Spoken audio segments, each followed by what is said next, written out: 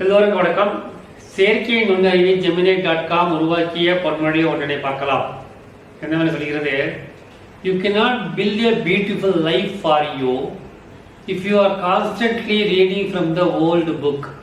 If your inner voice keep repeating your past failures, it is time to take the pen away from your memory and give it to your imagination.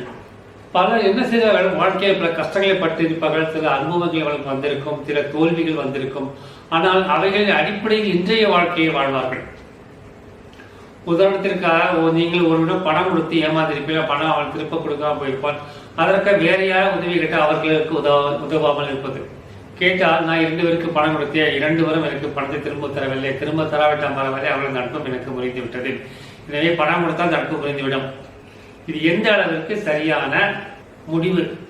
அந்த நண்பருக்கு நடந்திருக்கலாம், அவர் தனது நண்பர்கள் இருவருக்கு பணம் கொடுத்திருக்கலாம், பணம் திரும்ப வராமல் போயிருக்கலாம், அதனால் நட்பு புரிந்திருக்கலாம். அதற்காக இதற்கு மேல் வேறு யாரும் உண்மையான கஷ்டத்தில் இருக்கும் பொழுது அவர்களுக்கு பணம் கொடுத்தாலும் இருப்பது சரியா என்று எனக்கு தெரியவில்லை.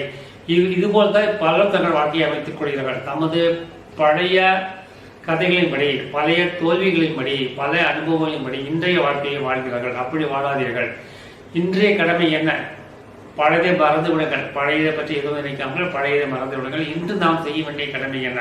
அவருக்கு உண்மையிலேயே உதவி தேவைப்படுகிறால் அவனுக்கு உதவி செய்யுங்கள். இதற்கு முன்பு நீங்கள் உதவி செய்து அந்த பணம் வராமல் போயிருக்கலாம். அதை எப்படி கொள்ள வேண்டாம்? ஏதோ ஒரு பிறவி, ஏதோ ஒரு காலத்தில் நாம் யாரிடமோ பணம் வாங்கி கொடுக்காமல் இருக்கோம், அது இப்பொழுது நமக்கு நடக்கிறது என்று எடுத்துக்கொண்டு இன்று யாரால் நமக்கு உதவி கேட்டு வந்தால் அவனுக்கு உதவி செய்ய வேண்டும். இதுதான் கடமை. நேற்று நடந்த ஒரு தவறுக்காக அந்த தவறை மனதில் வைத்துக்கொண்டு இன்று அதை வைத்துக்கொண்டு அதைப்படி நடக்கக்கூடாது.